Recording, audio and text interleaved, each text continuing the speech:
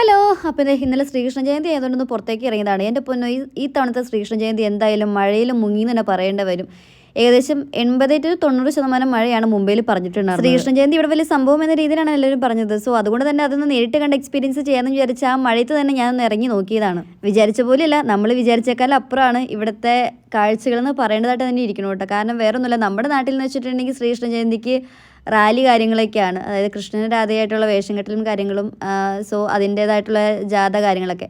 പക്ഷെ ഇവിടെ നേരെ ഓപ്പോസിറ്റ് ആയിരുന്നു. അതെ, ഈ കാണുന്ന പോലത്തെ ഉള്ള, അതായത് കലന്തല്ലി പൊട്ടിക്കൽ എന്നൊക്കെ പറയില്ലേ, അത് തന്നെയായിരുന്നു ഇവിടെ കാണാനായിട്ടുണ്ടാകുന്ന കാഴ്ചകൾ. ഇവിടെ നിന്ന് മാത്രമല്ല, ഓൾമോസ്റ്റ് എല്ലാ സ്ട്രീറ്റിലും ഈ ഒരു കാഴ്ചകൾ തന്നെയായിരുന്നു. ശരിക്കും നമ്മുടെ ശരിക്കും ശ്വാസം അടക്കി പിടിച്ച് നിന്ന് കാണുന്നതൊക്കെ പറയില്ലേ, അതേ അവസ്ഥ തന്നെയായിരുന്നു കേട്ടോ. കാരണം ഈ ഒരു ഗ്രൂപ്പ് മാത്രമല്ല, ഇവിടെ നിന്ന് അങ്ങോട്ടേക്ക് ഞാൻ പോകുമ്പോൾ ഓരോ സ്ട്രീറ്റിലും ഓരോരോ ഗ്യാങ്, എനിക്ക് തോന്നുന്നു ക്ലബ്ബ് കാര്യങ്ങളൊക്കെയാണെന്ന് തോന്നുന്നു, ഓരോരോ ഗ്യാങ്ങുകളായിട്ട് തിരിച്ച് അവർ ഓരോരോ സ്ട്രീറ്റിലായിട്ട് ഇതുപോലെ ഓരോരോ പ്രോഗ്രാം കണ്ടക്ട് ചെയ്യുന്നുണ്ടായിരുന്നു. ഇത് ആണുങ്ങൾക്ക് മാത്രമായിട്ടുള്ള ഒരു പ്രോഗ്രാം മാത്രമല്ല കേട്ടോ, പെണ്ണുങ്ങൾ കൂടെ ഇതിനകത്ത് ഇൻക്ലൂഡ് ആയിരുന്നേ.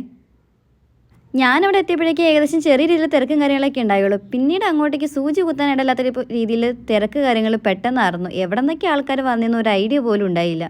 കുറേ ടൈം അവിടെ പോസ്റ്റ് അടിച്ചിരുന്നു കേട്ടോ. ആദ്യം ഇവർ 3 വട്ടം ഇതുപോലെ കയറി ഇറങ്ങി നമസ്കാരം കാര്യങ്ങളൊക്കെ ചെയ്തിട്ടാണ്, അതായത് അവരുടെ സ്ട്രെങ്ത് കാര്യങ്ങൾ കാണിച്ചിട്ടാണ് ഇവരെന്തായാലും ഈ കലം തല്ലി പൊട്ടിക്കാനായിട്ട് പോകുന്നത്. അതുകൊണ്ട് തന്നെ കുറച്ചധികം ടൈം അവിടെ ബോറടിച്ച് നിൽക്കേണ്ടതായിട്ട് തന്നെ ഒന്നു തന്നെ പറയേണ്ടി വരും. പിന്നെ ഒരു കാര്യം പറയാതിരിക്കാൻ വയ്യ, ഇവർ ഈ കുടം കാര്യങ്ങളെല്ലാം സെറ്റ് ചെയ്തേക്കുന്നത് നല്ല ഹൈറ്റിലാണ്. അതായത് ഒരു 4 ബിൽഡിങ് മുകളിലായിട്ടാണ് ഇവർ ഈ കുടം കാര്യങ്ങളെല്ലാം സെറ്റ് ചെയ്ത് വെച്ചിട്ടുള്ളത്. ഈ ഹൈറ്റിലേക്ക് നമ്മൾ കയറി അത് പൊട്ടിക്കണ ആ ഒരു കാഴ്ച എന്തായാലും ഭയങ്കര എല്ലാവരും ക്യൂരിയോസിറ്റിയോടെ, അതായത് ഭയങ്കര ടൂറിസ്റ്റുകളാണെങ്കിലും എല്ലാവരും ആ നാട്ടിലുള്ള ആൾക്കാരാണെങ്കിലും ഭയങ്കര ക്യൂരിയോസിറ്റിയോടുകൂടി കണ്ടുകൊണ്ടിരിക്കുന്നത്. ഇവിടെ വലിയ ആഘോഷം എന്ന രീതി തന്നെയാണ് അവർ പറയുന്നത്. പിന്നെ ഈ ഒരു പരിപാടി മാത്രമല്ല, ഓരോരോ സ്ട്രീറ്റിലായിട്ട് ഓരോരോ ക്ലബ്ബ് കാര്യങ്ങൾ സ്റ്റേജ് എല്ലാം സെറ്റ് ചെയ്തിട്ട് ഓരോരോ പ്രോഗ്രാംസ് വേറെ കണ്ടക്ട് ചെയ്യുന്നുണ്ടായിരുന്നു കേട്ടോ. സോ അതിനൊക്കെ പ്രൈസ് കൊടുക്കുന്നതായിട്ട് കാണാനായിട്ട് പറ്റി. ശ്രീകൃഷ്ണ ജയന്തിക്ക് ഇവർ ഇത്രയും സെറ്റ് ചെയ്ത സ്ഥിതിക്ക് ഇനി വിനായക ചതുർത്ഥി വരുമ്പോൾ ഏത് ലെവലിലായിരിക്കും പോകുന്നതെന്ന് എനിക്ക് ഇപ്പോഴേ ഒരു ഐഡിയ ഇല്ല.